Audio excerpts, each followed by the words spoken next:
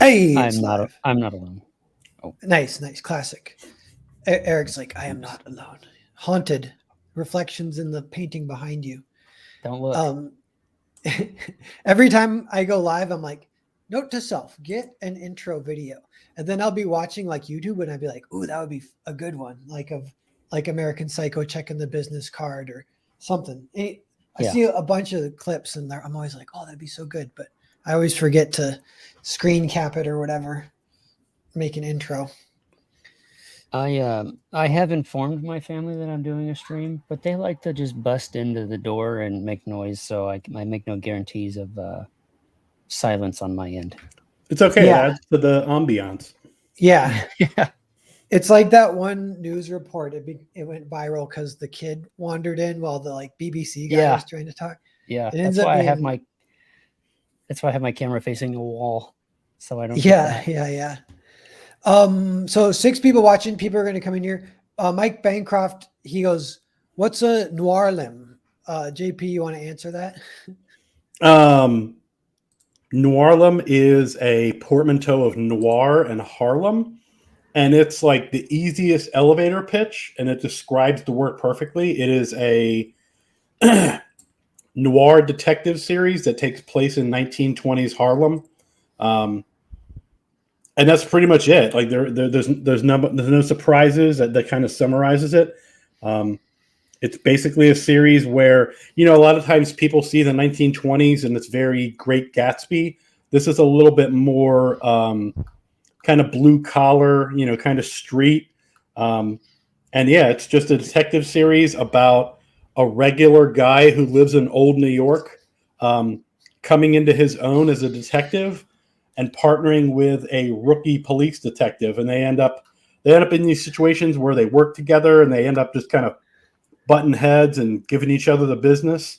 And yeah, I tried to create these stories that are just, really fine tuned, really tight in terms of the dialogue. And it kind of has that kind of old, like comic strip feel where you could probably cut these pages and put them into a newspaper every week. That's just kind of the feel that I'm going for. Yeah. Now I remember too. You've been on the stream before, but it was like 3 years ago or something. Do you remember exactly how long ago it was? I think it was, well, I mean, 3 weeks ago feels like 3 months ago, but I think it was last year because it was for the first book in the series, Noirlem. Okay, yeah, maybe because I thought I had you on for like Edwa Mania or something too. Yeah, no, we talked about it a bit, but yeah, that was about 5 years ago. But yeah, I'm pretty much an old head at this point. Yeah, nice. Cool. So this is the new Noirlem book, and this is like a teaser. It sounds like, right? This is a 14-page. Yeah. So yeah, it's just I'm really trying to give Fund My Comic a shake. I feel like we kind of owe it to them as a community to try and make something new. So I wanted to try them out, and I wanted to just be this kind of small little bite-sized appetizer. So it's basically a 14-page mystery that really sets up a lot of the events for the entire book 2. Cool. And is book 2 going to come out later this year or next year? Yeah, it's still in production. It's probably going to be early 2024, I would say. Nice. Yeah, and I did notice that it's Fund My Comic. Everyone appreciates seeing that. They're doing great. There's something I noticed that makes me laugh. See this raise mode and keep it all? By looking at this, would you guys guess which one is selected? You know what I mean? Yeah, no, yeah. It's because it's set backwards, to, isn't it? Yeah, keep it all is what it's set to. And yeah, but it ain't looks perfect. Like raise mode, yeah. Bancroft says, no, I said, who's Noirlem? I think he's just messing with us. Noirlem, there is no who. It's a place kind of thing. Matt Costin's here. How's it going, Matt? Thanks for being here. And then JP, you got a second thing, a Kickstarter platform thing going, and it's called How to Die #2. Want to tell us about that real quick? Yeah, so How Did I 2 is continuing this kind of surreal horror series in the vein of like Sandman and the Max, where people who are really going through things start to develop superpowers. but it can only happen if they are confronted by death. And then the powers that they obtain kind of pertain to the troubles that they went through in life. So we got a hot goth chick on the cover. She is a homeless schizophrenic woman who the power she develops is to turn the troubles with perception that she has into a weapon. So now she can control other people's perceptions. So what you see is how she wants to be perceived, but then she's kind of doing the two there on the cover, and she's kind of poking through that curtain, to see out of reality, or to see what she actually looks like. Oh yeah. Cool. I like that. I do. I remember you pitching this when we were last chatting too, and it is a great concept. It sounds cool. So why Kickstarter? Just testing out the new platform? Or... I mean, you ever see that movie, That Thing You Do? Yeah, with what's his name? Tom Hanks or something. Yeah, that guy who went to Epstein Island all the time. Yeah, so I was gonna say the guy who won't leave Greece now. Supposedly. Yeah. Towards the end of the movie, the lead singer guy is like, "Well, I guess I'm just alone in my principles." That's me. You know what I mean? Like, I've watched so many people get screwed over by Indiegogo that I can't see giving them a cut. You know what I mean? Like, I'm not willing to do that. And so if I'm the only one, that wants to go, and at least Kickstarter tells you when you're banned, you know what I mean? So yeah, no, I think I that's agree with you. I remember when that was kind of a hullabaloo, and I was thinking, a lot of people were thinking like, wait a minute, it's almost worse what Indiegogo does than what Kickstarter does. But yeah, so I'm giving it a shot, and I know it's slow going, but half of the backers I have so far are organic Kickstarter backers. You know what I mean? So cool. Just looking to build the audience wherever I can. Yeah, I love it. Yeah, Eric's done that too. Because is there a Kickstarter going now at all, Eric? Or No, I had one a couple of months ago. Okay, but no, that's closed down. That was like a new chance for the book one kind of thing. Yeah, it was sort of a late second chance campaign with a different cover. Just to the reason behind that I wanted to sort of grease the wheels on Kickstarter and not launch book 2 over there without having book 1 in there first. So we've got those people that found it there already, and actually some people that backed. So I had a couple of Kickstarters back in like 2012. Oh, cool! Way back in the day. So I had I think at least one backer, maybe two from way back in the day that followed up. But you build that momentum on a different platform, because some people are only going to be shopping on certain platforms. So, but it was the same idea, with what JP said about all of that nonsense that was going on with Indiegogo. So, yeah, with Cerberus, I launched a Indiegogo or a Kickstarter, and I told no one, and I was just curious, like, if I don't even promote it, what's it going to do? And I think it got 12 backers, and it got like $900, but I set the goal at 1,000, so it failed and failed the money. Yeah, so I guess just a little bit off, but I could see how people here would be hesitant to go on Kickstarter. But a lot of people said what you said, like, I'm just going to ghost post it and see what happens. I did the opposite. I heavily promoted it where I could, because I'm proud of my book and I want more people to see it. So yeah, cool. Battle Brick Road 2. I was gonna say to the chat too, it's funny when these guys popped in the back room, I was like, Eric, do you know JP? And Eric's like, I letter books for him, but I've never actually met him. Yeah. And well, now it's awkward, because if I say the book is really good, and Eric can just say, no, I looked at it. It's pretty, average. Oh yeah, Eric's like, he's got his thumb on the pulse more than anyone else on indie comics, just for the sheer number of books that he's like been around. You know what I was thinking though? Sometimes if you have a collaborator, then I feel more comfortable giving it like praising it or whatever. Like Hotel Stories, my new book coming out, and it's a 50-50 collaboration with Jared Jewell. So I'm always like, Jared's a genius. This is my favorite book. This is the best book I've ever worked on. And I feel a lot more comfortable saying that because it's mostly just pumping Jared up, or that's the way I frame it. I like to be able to do that too. Of course, I like to collaborate on stories because I think, at least for me, I get a better story out of it because I like to bounce ideas back and forth and not just sort of ruminate in my own thoughts and come up with something that somebody might be able to inject something better into it. Yeah. And you have a big collaborator with Battle Brick, right? It's the writer. Yeah. Is he like, does he live near you in person kind of, or? Yeah, well, actually, we used to live in the same town. He moved only about 45 minutes away, so not too far away. But yeah, we both live in Kansas. Grew up in the Wichita area, and we can say his name. It's not verboten. His name is Zeb Hatfield, not Zeb Wells, Michael Bancroft. But Zeb Hatfield, and he'd done some indie comic stuff before. And my first pro lettering gig was actually on his book, and I didn't realize that.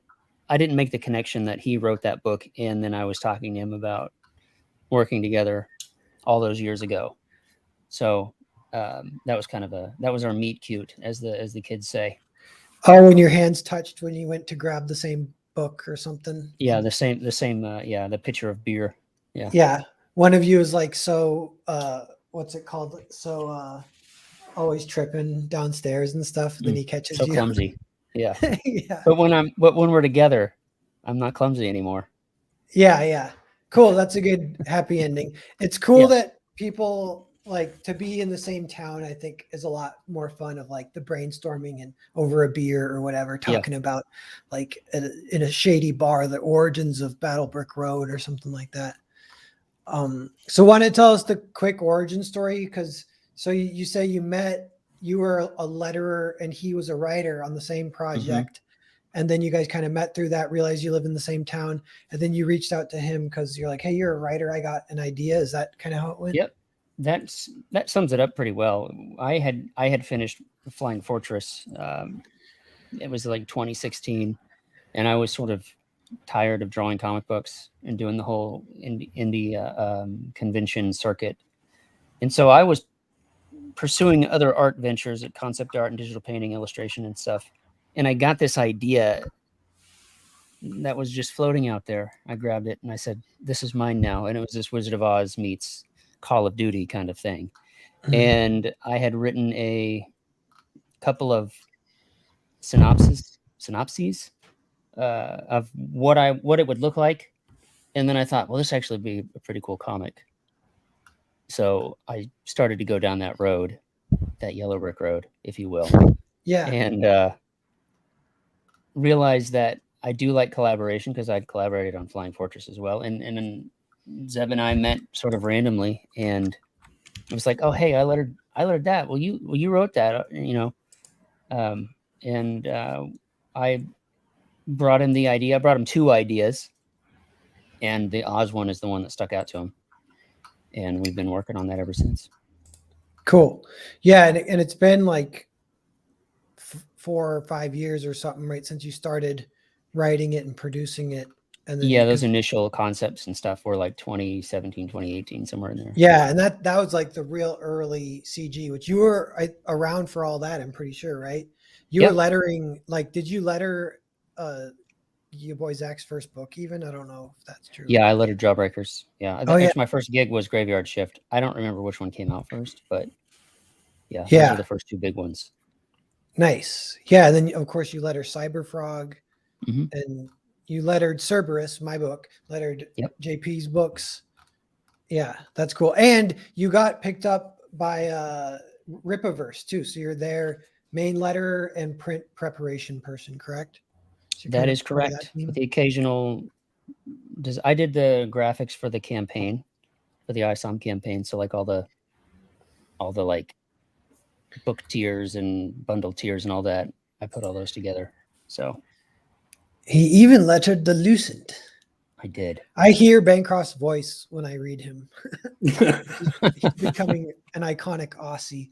Of the battle of the Aussies, of like who is the most Australian Aussie, Bancroft is beating Liam finally, because Liam fell off the map basically. I He guess. did. He disappeared. So one quick thing too that I think I want to ask you about this, but there's a little bit of like an X factor, and it's that of this story, there's kind of a fan favorite that you can't really plan, but then it sort of happens kind of naturally. It's kind of fun, this organic storytelling process, alchemy almost. But it's that Scarecrow. Everyone loves Scarecrow. Is that correct? Yeah, that is correct. Like when the campaign kicked off back in 2020, our first campaign, there wasn't a whole lot of him even on the campaign page. There was a character sketch and like a head sketch. I think that was about it. And he was just rocketed to the top of fan favorite status almost instantly. And then of course the irony of it all is in the first book you see him for like 2 or 3 pages and that's it out of the whole story. Spoiler alert. But yeah, it's worked out really great. I like to think of it like, when we all sat down to watch The Force Awakens and at the end that lightsaber's shaken and we thought finally Luke shows up, but it doesn't go to Luke, it goes to Rey. So like this is me like getting that lightsaber in Luke's hands. Like in Battlebrick Road 2, there's a ton of Scarecrow. But I think once you guys meet Tin Man and Lion, there's going to be some teams forming of who likes who more. That's a lot of fun. Yeah. And that ability to kind of organically pivot and give it's kind of like playing off the audience feedback, and it's not in a like that could potentially be somehow thrown in like a negative way. It's like a super positive thing to be able to pivot live with audience feedback. One example I was thinking that happened with the show Justified. Do you guys remember that show? Mm-hmm. Yeah, and it's like it's Raylan Gibbons, right? And then the bad guy, I forget his name. He's the brother though, but is it? I don't know. I don't want to guess, but it's the actor came in and he stole the show as the bad guy, and he was meant to be a one and done for one episode, but everyone loved him so much that they brought him back 2 episodes later, and he ended up being the big bad of the entire series, I think. And it just because of the reaction from one episode, that actor was really taking it and running with it. That's what happened to Steve Urkel. It was the same thing. Yeah. And then in Twin Peaks, I think the killer ended up being a guy who wasn't even an actor. And there's like a shot in one episode where they didn't realize there was you could see somebody in a mirror, and they just made him the villain. No, he was like a set decorator. Yeah, and he got stuck on the set when they hit action, so he hid behind a little case, and then they pan and David Lynch sees him hiding behind the case. And he's like, "That's the creepiest thing I've ever seen. You're the new bad guy." And he's Bob. That's the name of the demon is Bob. Yeah. And that it gives me goosebumps thinking about it. Yeah, some of the stuff they did with that. But that's fun that comics have that too, like the in the moment kind of pivoting from the magic of the story and what comes out of it and everything. But it's cool to look forward to, like you're saying, Tin Man and Lion, because everyone has you can kind of imagine it's like the badass military version of everyone. Mm-hmm. So you just know the Tin Man's going to be sweet, and the Lion. But so does it play like, the Lion is like cowardly and needs his bravery back or whatever, his heart back in the original story? How does that translate? Is he like cowardly, and does he what's it called where you squat with your sniper rifle and just shoot as people come around the door? That's like no. He's so we are playing with those themes of Dorothy wants to go home in the book and movie, but in Battlebrick Road her home is Dad, and so she wants to find her dad. Scarecrow isn't without a brain. He's one-minded. He's on a singular mission to get vengeance. You'll learn what that vengeance is and why he has it later. Tin Man his is pretty simple. He doesn't have heart because he's a robot, but he also ironically has the most heart of the group because he will be newly sentient and very childlike, and that'll be a whole lot of fun. But he sort of has this switch that goes off when it's time to kill, when it's time to take care of business. Cool. Programming sort of steps in. I already And like that it's a little bit more old school AI, because right now we're in a moment where everyone hates AI. So just Yeah. going against that a little bit is a good thing, I think. But Yeah. And then Lion he is a coward in that he knows he should be doing more than he is, way more than he is doing. He's capable of doing more than he's doing. And it's about bringing that back. Think about like Aragorn or something who's off yeah, doing his yeah, own thing. cool. Yeah, Like, will he rise to the challenge? Will he realize his destiny, kind of thing? That's a exactly. fun like tension for the audience too, to wonder and wait. And so one last thing too, as I'm scrolling this art, you've always drawn guns really well, and is that partly because you are in the military or were or something? I was in the military and I don't know, I like to trace guns. That's all I do. I just trace them. But I like to put them in there to make them look real, So Yeah, yeah, that's cool. those are traced. I can't do that without dropping in models and then, you got to make them look like they're actually a part of the scene though.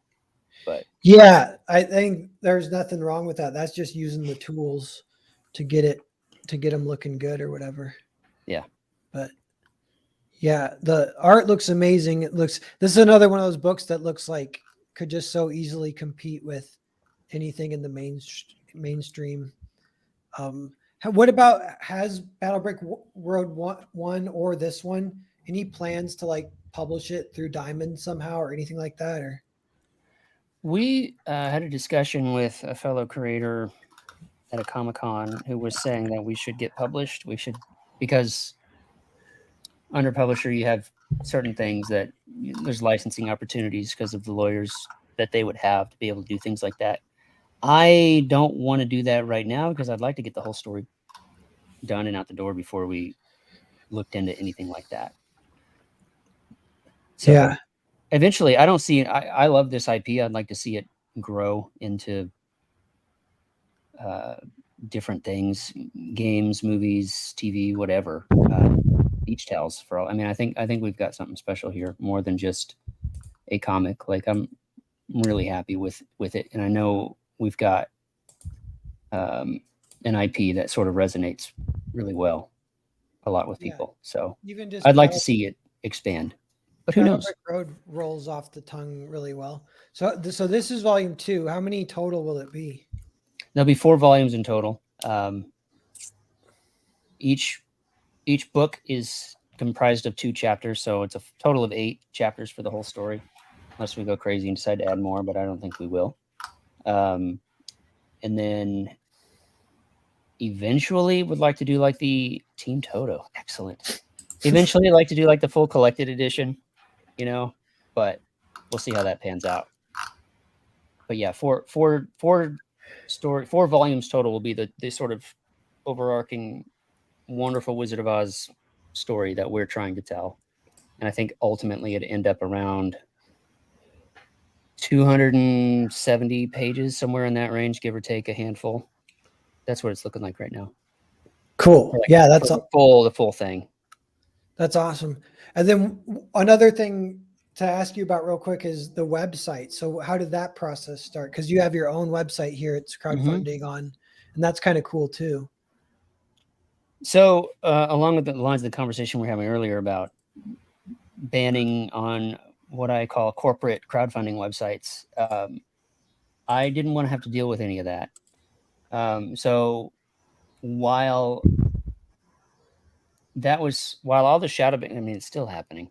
While all that stuff was going on, I had my Indiegogo sign up page, and it was good for like 3 or 4 months, and then it got ghosted.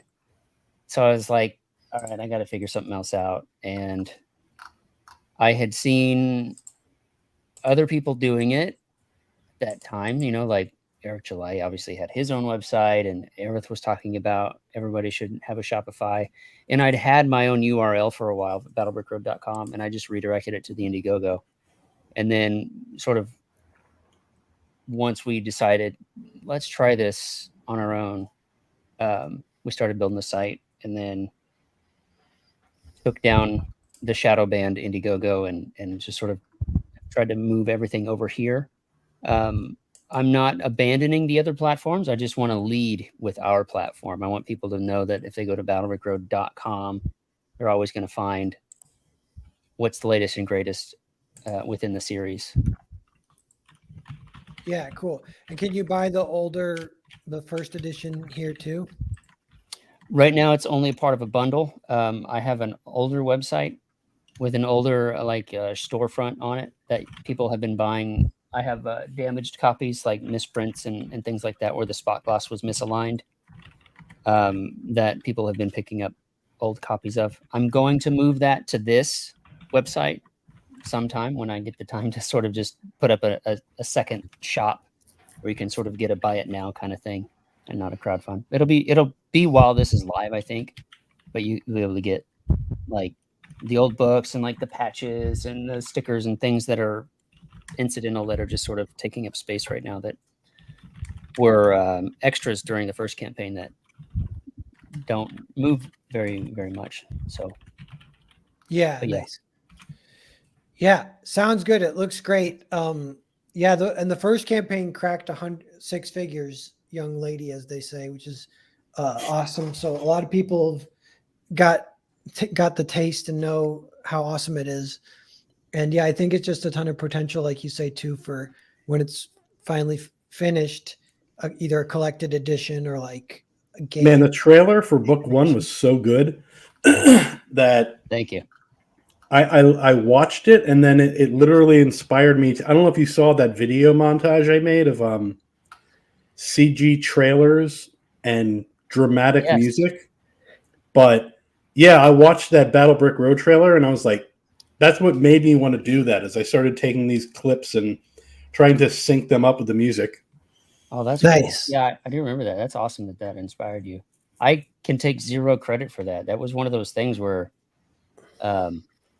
it was during the pandemic when we launched, and I think the guy was just trying to get work, like putting his name out there, because he was the guy that did Ethan's Cyberfrog trailer with like the Heather voiceover about he did that, and then he just sent me this because I had another trailer originally that was just my voiceover talking about the book.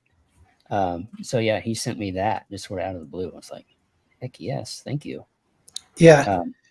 It's hard to top for sure. By the way, we got 18 people watching. Thanks everyone for being here. Promo stream for Battle Brick Road 2 and 2 of JP's new books on 2 different platforms, which we'll go over here again in a second for anyone who's new. So 3 books are getting promoted. They all look great. And we're just kind of making sure everybody knows about them. If anything gets backed while you guys are on the live stream with me, it's called the Narwhal Nudge TM, which is not the best. I already regret that I, of all the words I could pick, I picked nudge. And then I was just calling it like not even Narwhal Nudge. I just called it the nudge. And it's now that's where you need a stinger, and you just have Ted Nugent with his loincloth shredding on guitar for like 2 seconds. Got the nudge. And in the chat too, we got Who is Cecil always pops in, and he never knows who Cecil is, and he always gets confused, and he goes, "Hi, Cecil, looking good." Like so there's this guy who just is constantly confused about who Cecil is. That just makes wandering the chats. I love chat lore. Yeah. When we met in Florida for Tampa Comic-Con, it was really fun meeting everyone because that's how people introduce themselves. They're just like, "I'm Suckit in the chat." I'm like, "Oh, nice. Nice to see you." He's like, "Yeah, I'm the guy who bought Witten's butt plug." Yeah, we should when there's for the Fans Fest, somebody needs to, I don't know if you do it through crowdfunding and like pre-order tickets or whatever, but if you could get a name tag that had your YouTube icon on it, so like if Eric Hutfliss is there, it's like it's the green T-Rex, and J Desolate Soul Studios, and it's his logo like on the name tag, so you're just like, oh, I know who you are instantly, because we all recognize everybody's icons, all their Twitter handles and all that. So yeah. That sounds way better than my idea of just having everybody have masks made, like just of your like your mouth of your avatar, of your avatar.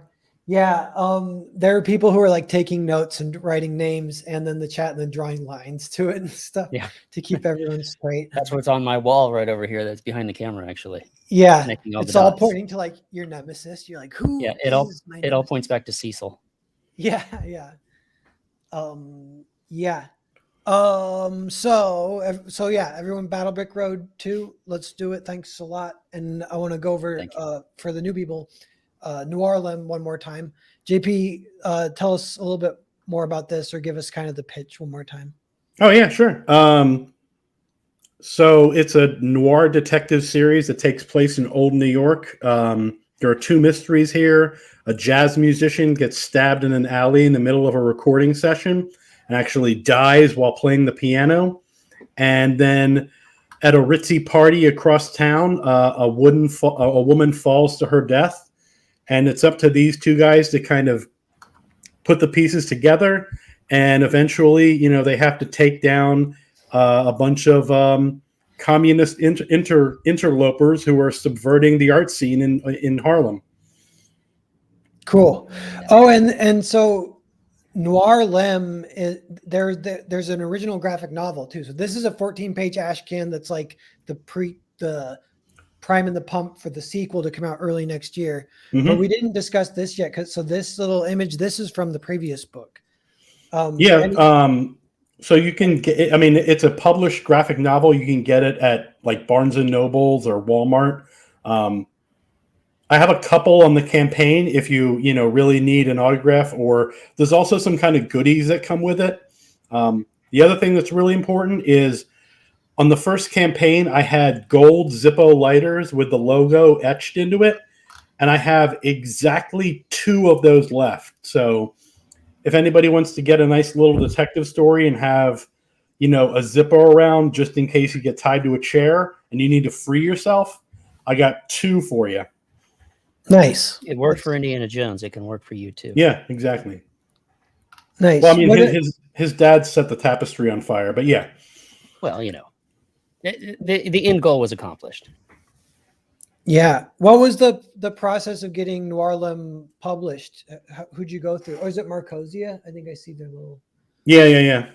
I mean, getting a book published is it's kind of torturous, but it just involves pitching your book over and over and over and over and over again until somebody finally says yes. Yeah. But it's also kind of it's kind of its own reward, even in rejection, because it makes you think about storytelling and what you're putting out there in a different way, because you have to just continually, iron sharpening iron. You just have to continually improve that pitch. Yeah. One thing I thought helped my writing a lot is the first time I made a trailer that I wanted to animate, so I hired voice actors. And all of a sudden, when you have people that you're paying money to read your dialogue, I got so self-conscious. Yeah. And that feeling was a good feeling to feel, though, because you're like, oh, I should fix this. Yeah. Something's wrong. I know I can make it better. So then you kind of do, and then you're kind of improving that way. Yeah. One of the things I did that when the book was actually published, I tried to get as many people to review it. So if you look it up on Amazon or Barnes and Noble, I was just trying to get anybody who read it, just tell me what you think about it. And man, I got some great reviews. I got some great feedback, but man, I got hammered on a couple of them. But those are the ones that matter. You know what I mean? That's how you get better. So I will take your whatever criticism of me as a writer. I'll take it all. Give it to me. I need it because I need to get better. And you're not going to get better, with smoke up the ass. Yeah, that's a great point. Back when we were doing Flying Fortress, hitting the con scene, it was I don't know how, but somehow randomly I got a critique in the mail, handwritten letter. I have it somewhere. I don't know how I got my address or what, but I don't know if I should be scared. Thankfully, I've moved twice since then, but no, he had one critique in particular, 2 that stood out. One was you need an editor because there's misspellings and bad grammar and all that. And one of them was we had a reference, a dialogue reference to Star Wars in that series, and it was a great shot, kid. Don't get cocky. And he was adamant that that's not a good idea when you're trying to tell your own story, is don't have callbacks to other things that aren't your thing. And Yeah. we took that. I've taken that to heart all the way through, even to Battlebrick Road. We don't have any of those lines from the Wizard of Oz that you recognize. They're twisted or Yeah, not, like they're not said, or they're twisted in different ways, so that it's not exactly. So you're still in the Yeah. Battlebrick Road. You're not in like, oh, I remember that scene from Wizard of Oz. totally, because it would take you out of it. I did that a little bit, and I took it out because I was lettering Earthbound, and I thought it'd be fun to put some like lines in, and then I realized exactly what you just said. I was like, oh, it would just take people out. Like even if they smile at it, it takes them out. So it's better to not do it. So you learned it way before I did, but that's I learned it early. Yeah, that's a cool, like, yeah, it is like the intense criticism. Yeah, like this has come up a little bit as like with your boy Zach has talked about it, and Eric July has talked about it, but like you can identify if it's good faith, bad, like criticism, and it could be harsh, but if it's good faith, harsh, that's like, yeah, you can listen to it and everything. But there is times where it's like bad faith and you're just like, get out of here. Yeah, for sure. That's funny you brought up Zach. In the first Jawbreakers Lost Souls, at the end, the bad guy is face to face with a helicopter gunship, and he's taunting the guy to shoot him, and he pulls the line from Predator, when Arnold's yelling at the Predator to do it now, do it, kill me now, doing that. Yeah, like, those same lines were in there, and I even told Zach, I was like, you might want to change it. He didn't change it, but I was like, you might want to change it. It's right at the end, and people are going to think of Predator. But you know, I was a lonely, unknown letterer at the time. So if you should have written him an anonymous letter, then he could have got that same experience. Him a night letter, yeah. Then he could have listened or whatever. I'll mail it to him handwritten.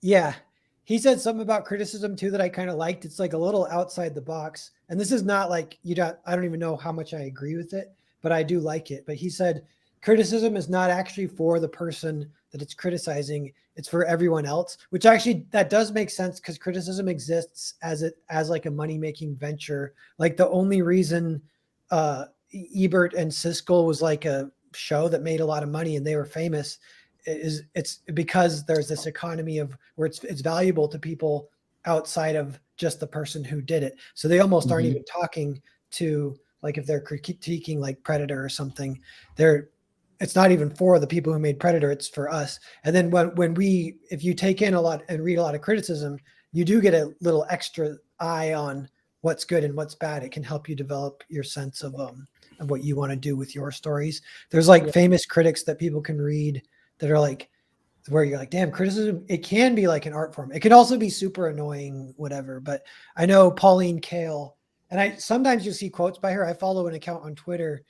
She's like Tarantino's favorite critic from the 70s. And she is like kind of like a genius. And they show, well, she's dead now, I think, but the Twitter account shows quotes by her.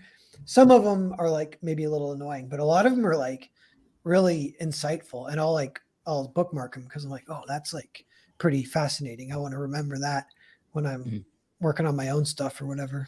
Well, that's what's great about criticism, is that even if it's something, because you can take what you want and you can leave what you want, but even if it's something that you disagree with, it can still cause you to think about it in a different way. And even if you think it's total bupkis, as long as you're thinking about why it's bupkis, then it's causing you to put more thought into the work itself. Yeah. That's something that it's when I've worked for people, and I sometimes try and do it if have people working for me, where if it's usually if it's in the budget and if there's time, and if you're not, hopefully you're not, but what people will do to me when I remember it would happen is they will need one little tiny little thing changed maybe. And that just forces me to look at it twice, and I might change 2 or 3 things and give it back to them. Then I feel better about it. But just the fact that they're passing it back to me once more instead of twice, but they don't even say what's wrong with it. It's almost like their critique could be like, just look at it again, give it another pass on what you think it should be, and then give it back to me, but one more pass.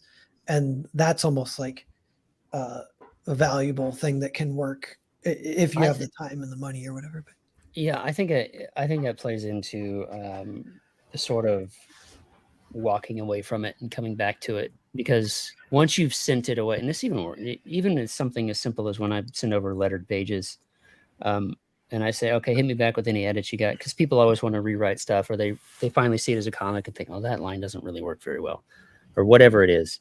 And then so I'll get the volleyball back in my side, and then I'm looking at my work again and seeing, oh, I can't believe I missed this or that or whatever. So it is that sort of, like if you're doing an art piece of like a painting or something, you know, that takes a long time. So you're constantly getting up and walking away from it and coming back to it and seeing it with fresh eyes. That sort of editorial process certainly plays into that. And yeah, you can utilize that to your advantage.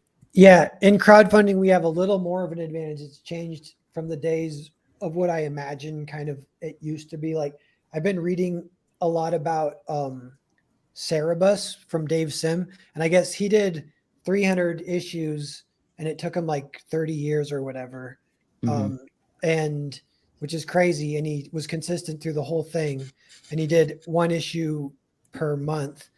And that's kind of awesome, but it's also a little bit different with crowdfunding. You can kind of have something cooking and baking for a lot longer. And maybe you're just releasing it as a trade. You aren't even doing the individual deadlines. And then, so that trade is getting refined and perfected.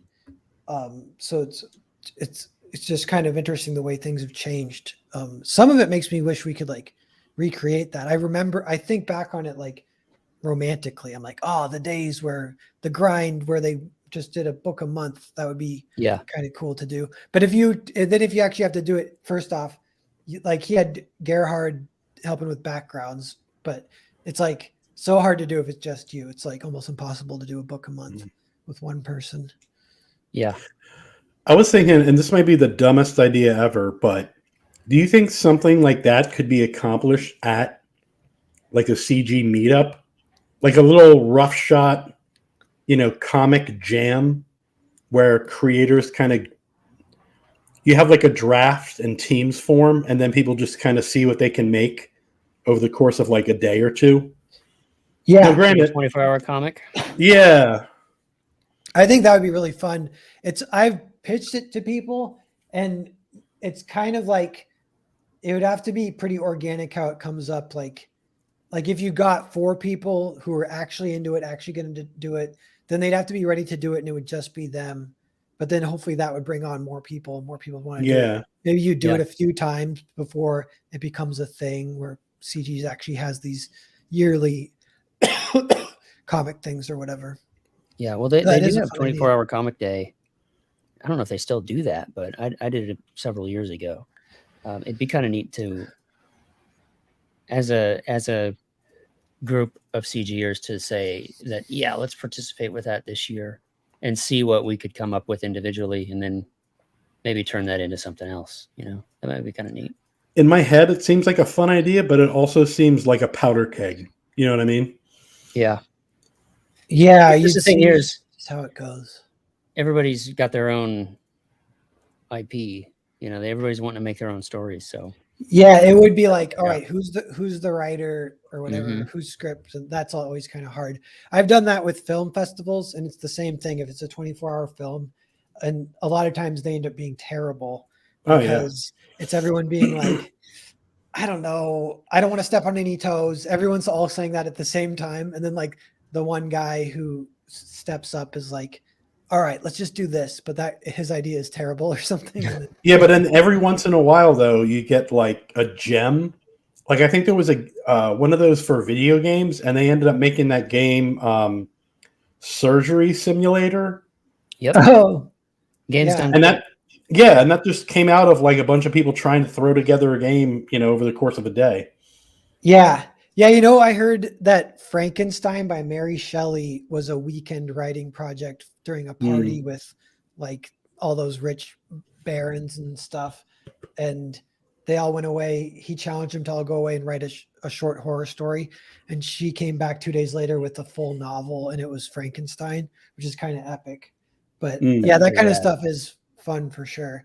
Another one that they do in animation, they do a reanimated thing where they give each person gets one panel, and we could do that. That could actually be in some ways easier to organize, and that could be fun too, where you just, if anyone signed, like, I don't know if we do like Dark Knight redrawn or something, then everyone just gets a panel. Actually, we probably wouldn't want to do Dark Knight because it's all 16 panel pages. I don't know if you guys remember that. But I reread some of it recently. I'm like, it's on a 4x4 grid. So some pages are like 8 panels, 9 panels. Nothing is really less than like 8 or 9 though. It's like a ton of them are 16 panel pages. I was like, whoa, he made that work for the time. That's kind of interesting. Jose's here. Jose's on with me tomorrow. Everyone, we're going to talk a little animation and promote his comics he's got going. And any mods, post links for Jose's comics too, if possible, in the chat. And 20 people watching. Thanks everyone for being here. We're going over Noirlem, just JP's series, kind of Harlem mixed with noir. It's kind of a detective world. It's a lot of fun. The first edition has already been published. It's in stores. It's through Diamond, through Marcosia, which is a cool European company, I think. And then Battle Brick Road from Eric, Battle Brick Road 2, the long-awaited sequel. Everyone's very excited. Yeah, can't wait. And the one thing from if anyone's new, a quick thing that came up that I did think was interesting is Eric said everyone loves the Scarecrow, but he was only in 3 pages of the first book. Which I don't know if that's maybe something people would almost forget even because you just remember him as being like your favorite character or whatever. But so then as they're designing this book too, they're like, note to self, everyone loves Scarecrow. So they gave him a ton. Yeah. They leveled up his participation in the story. And then you can see the lion and the Tin Man. Is this the sketch of the Tin Man I saw here? Is that the Tin Man? Yes, it is. Nice. That's Tin badass. Man, in a flashback sequence that is a whole lot of fun. So people are going to love them too. So the kind of, little secret narrative is like, meta narrative is like, who is whose favorite? It's going to be Twilight all over again. Yeah, I was just thinking it's like Twilight. And then Bancroft is like, I'm Team Toto. Yeah. Some people are staunch Totoists. You're a Totoist. Is Toto this little robot? Yep, that's Toto. Oh, nice. That's awesome. Man, that's fun. All the like little analogs or whatever. You want it to be close enough, but not close enough that people can look at it and say, "Oh, that looks like Wizard of Oz," but not necessarily know for sure or what have you. I like that sort of the blurriness of that it can be. Yeah. That's cool. We haven't talked about How to Die yet for the second time. So JP, want to pitch that one real quick? Yeah. How to Die is a kind of, it's heavily inspired by the Max and Sandman comics and a kind of just like really trippy, surreal world. So basically the opposite of everything else I'm doing. And it's basically a world where people are starting to evolve and get superpowers, but they can only get them if they are confronted by death. And the powers that they develop correlate to whatever they've suffered with in life. So there's a guy called the Black Ice who develops into these kind of like shape-shifting, super strong berserker type. There's a guy there who procrastinates, so he develops the ability to manipulate time. And then in this issue, we're introducing Madame Gray, who was a schizophrenic and is able to take that and project it outwardly with psychic abilities by basically controlling people's perceptions. So it's issue 2, so it's still in the process of kind of dumping out all the toys and kind of seeing how these powers interact with one another. But there's going to be a full long story. I think this is my 6th campaign, my 5th book. So I'm used to getting, books into people's hands quickly. Both of these campaigns are almost done. So this is a book that's like it's waiting for your hands, and get in there and get it. Cool. Yeah, the art looks pretty great on this one Yeah. too. Who's the artist? So the artist is Renan Shoddy. It's a Japanese artist. There's also a cover by Dean James in here. Nice. Is this one? Are you pursuing getting it a publisher for this one as well, or? Oh hell no, man! No public. It's too weird. You know what I mean? Like nobody's making stuff like this anymore. Yeah, cool. So yeah, just it's super indie, self-published. How long will this series be eventually? Almost fine. After 2, there's going to be an issue 2.5, and then the third issue. Sorry. So there's going to be a 4th issue, but it's going to have 3 different endings. So it's going to be kind of like the movie Clue, where Yeah. depending on which one you get, it has a different ending to it. And then after the 4th issue, what I'm going to do is start trying to develop a writer's room and just bring in some other people to see, where other writers want to kind of take this world to. Cool. Yeah, there's That's a lot cool. of good writers in CG, obviously. One I always mention that I've worked with a little bit is Mike Murphy, because I think he's like a little bit less like well-known potentially. I don't know, Shinobi Sasquatch? no, yeah. Monsters and Dinosaurs. Oh. Samurai and Dinosaurs. Yeah. That's his main that was his first book, so that was like years ago now. And he's done a few others, and they've been delayed, a couple of them, so they aren't out yet. So he's kind of just waiting. Oh So no, didn't he have he had one that was like a novel recently, didn't he? Yeah, he did a novella kind of pulp thing, and I think that did fulfill. Yeah. And yeah, so he's just got to fulfill a couple of campaigns, and then he'll be right back in the swing of things. But and those are going along smoothly. It's just it's taking longer than you'd think. But I had him co-write something with me that I'm really happy with, but it won't be out. It's not even in production right now, but eventually that'll be out, and that'll be cool. But yeah, I like that idea of kind of hitting up different writers, in the indie sphere. Cool. So yeah, we call it the Narwhal Nudge. The nudge. Who's going to give these books a nudge? It's time for me to cyberbully the chat until they back these books. Just a little 23 nudge. People watching. Yeah. So yeah, Noirlem on Fund My Comic. The original one is published through Marcosia. You can get it at Barnes and Noble. It's like published for reals, which is super sweet. How to Die. Say that again. I said it's bona fide. Bona fide. Narwhal Nudge. Bona fide. How Did I 1 and 2 from JP. These sound really awesome too. Kind of a horror, super powered comic. A lot of fun. Super, very, very indie, very special. The only place you can get it is here. And then Battle Brick Road 2, of course, sequel to a lot of people's favorite CG book, Battle Brick Road. I am ashamed to admit I haven't read the first one, so I will be backing the catch-up tier with this though, because you can count me in. I got the back in the day. I got the other one you did, the first book or whatever. The Flying Fortress. Yeah, Flying Fortress, which is sweet. Yeah. But I missed this one. So yeah, chat, the nudge. Let's go. So now we just sit here awkwardly until the chat backs it. Yeah, let's just stare at each other and Eric Couples, I'm looking at you, bud. No, actually, I think Eric wants a mod. I might be able to do that for you, Eric. Let me see if I can figure this out. Because to create a mod, I have to open up the actual YouTube. Let me see if, because right now I'm just looking through the StreamYard. So, Eric, I had a realization yesterday with the differences in how I approached promotion between the first campaign and this campaign. I did like 3 shows a day for a month on Battle Brick Road 1.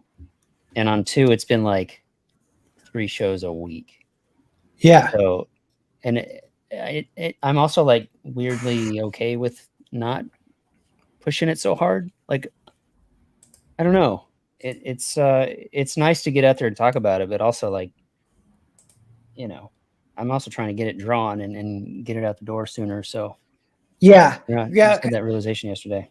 I don't know if, like in the like that amount of extra, like real pushing kind of, it might only make a difference of a couple grand. Like we don't really know, like, because Yeah. people are going to back, like a lot of people, they're like planning to back anyway, but they just don't have the money yet or whatever. So it's like no Right. amount of promotion is even going to help. Or, a lot of people just back on the last day or all that kind of stuff. And the fact it's a sequel too, you can relax a little bit more because you have your audience out there, and it's just giving them the time to filter in and just make the purchase, I think, is probably part of it. I should take my own advice with that too, because with a couple of my books, I end up running relatively quick campaigns. And I do get some feedback that people are like, it was too quick. I didn't get a chance to back it. And I'm like, yeah, maybe it should be a little longer. Yeah, we're you have that. I mean, you've got a lot of stuff out there. You have that ability to sort of do like what Zach does, and if you want to, you could throw in a whole lot of back catalog stuff too, which I think is really cool. Whereas somebody like me and I don't have that ability. So it's a different animal when I don't have this library of Weathers books, so I'm a little jealous of that because I do like being able to say, here's my campaign. Oh, by the way, if you missed out on these other books that I've done, here you go. Yeah. Yeah. And that'll come with time. Already just having the 2 books is nice. Get people jumping in and getting part 1 and part 2. Are there other stories that you're kind of burning to tell eventually? You got on the back burner or anything? Yeah, for sure. I'm just so busy working on other people's books that it's hard for me to get the time to even work on something outside of when I have time to work on my own book. It's got to be Battle Brick Road. I don't have time to sort of tease that other stuff yet. I'm sorry. Yeah. Don't worry. I actually enjoy eating, so it helps. Yeah. The other thing I try to do, and I just can't always do it because it kind of depends on how successful your campaigns are. But if I get like the slush fund a little bit above the living expenses, I just sink it right back into comics. And I try to get at least 1 book in production where I'm doing my own book, but then I got another one that I wrote and I have another artist. So I got 2 books in production at any given moment. And that kind of system works good for me, but it's hard though. We do have that planned. Like Mike is doing that with the Lucent because he's got the Rod Looper book. I forget the name of it, but that's going to be an interstitial book in between the big campaigns. And I was talking to Zeb. I was like, we should consider doing that, and especially with like a Scarecrow one shot, 24-page book, whatever it ends up being, even if it's just a floppy, to sort of keep the Battle Brick Road train rolling, and that can be drawn and even written by somebody else, and then we can focus on the main one while that is doing this sort of middle ground. Campaign, that is a good idea. Reenie's doing that too, and she calls it 2.5. And I think for that campaign, you're going to be able to back Fiendish 1 or 2, so it's like a rolling second chance plus the book, and it's definitely a good idea. I like that. Crowdfunding business plan for sure. 2.5. See, I need to write this stuff down. Yeah.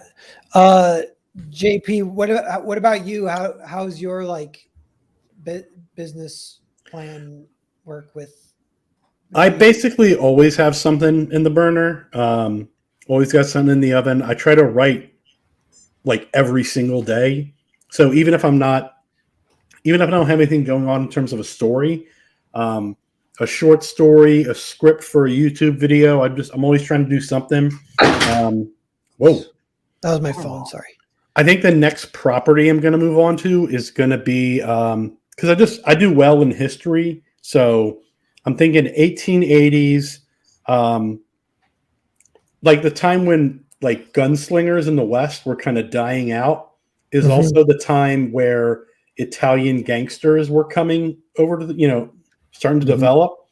So some kind of altercation between like Unforgiven and Peaky Blinders. And so that's kind of what I've been writing lately. It's called The Rough and Tumble. And it's just going to be, these gunslingers on their last ride. Nice. That sounds badass. Cool. As soon as you said 1882, I was like, right around then is when Coca-Cola got invented and it actually had cocaine in it. You could put a cameo of me in there chugging Coca-Cola or something. Cool. Michael Dice, what do you say? Narwhal seems to have a very active production schedule, lots of projects going on. Yeah, I do. I keep multiple irons in the fire as well, or whatever. Yeah. I tell people it's like building the train tracks while you're on the train is what it's You like. know, that's just kind of how it goes. Yeah, Even, it is a with little one book.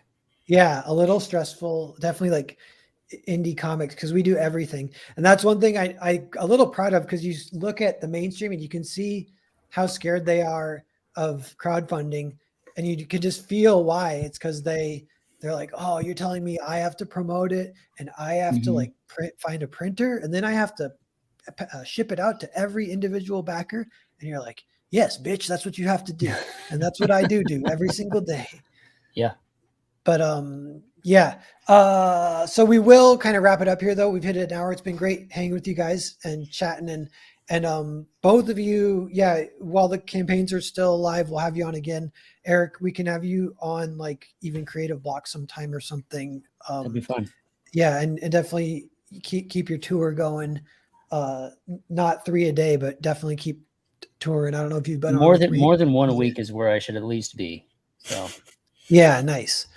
And I could just kind of like I've actually noticed this, that when people are promoting books, sometimes you just haven't hung out with them in a while. So it's like an excuse to kind of just catch up with people. Yeah. So that's always nice. I kind of disappeared there for a little while. Yeah. Cause you're so busy. Yeah. Pull Kelsey yourself. Do you do any like regular shows? Do you hang with Vaughn a fair amount? Don't you? Do you and him do a show? Or? Occasionally it's semi once a month. We do the CG team, which is me and Vaughn, Mike, Rob, Shant, and Clint, or any variation of those people. Any combination of those people, those gentlemen, and that's on my channel. We should probably do that rotating channel thing. I think that would be good for the show. But it never really had like an aim. It never really had like a concept of like what we wanted the show to be. So it's just sort of, we just hang out for a little while and have cool. some fun. Yeah, that's a good group of people though too. So that even that's like kind of an asset. Yeah. You can pull in some viewers with that combo. Is there anything that either of you want to promote besides the books before we go out, like Twitter or YouTube or anything? Eric, you can go first. Speaking of that show or whatever, but yeah, so that show can be seen on my YouTube channel at just youtube.com/Eric Weathers. And I'm on social media at Eric_Weathers on X and Instagram. Nice. And what about you, JP? Pretty easy. Raiden Radio on YouTube. I'm just shy of 400 subs. Just finished recording a new video. I do uploads every Friday about whatever the heck I feel like talking about, whether it's storytelling or reviewing an ice cream parlor in a small town in Arkansas. So throw me a sub. Cool. Yeah, and just the last little run through here, it's battlebrickroad.com. You can get the bundle with them both or the sequel, multiple covers. Yeah, super cool, high profile campaign, off to a great start on Eric's own individual website. And then Kickstarter for JP, we got How to Die Part 2. You can get Part 1 as well. This kind of horror superhero comic. And Noirlem, which is kind of like the prequel to Part 2 a little bit, or the sequel to Part 1, but the in-between book to kind of prime the pump. And this is on Fund My Comic, which is a lot of fun too. That's a cool new developing crowdfunding site. A lot of CG books are on there. That one, because they don't shadow ban, that one actually has a marketplace. Like you can go to it, you can look, like you don't even know what you want to back, but you can just find something and that tickles your fancy and you can back it. But you can't really do that on Indiegogo anymore because so much stuff gets shadow banned. But yeah. And then chat, thanks again for being here. This is a fun little promo stream. I'll be back tomorrow with another one with Jose and Professor Murph. We're going to talk some animation, a little more focused tomorrow at the same time. And then Creative Block on Thursday. So a little busy this week with some streams. And yeah, with that, I will click the button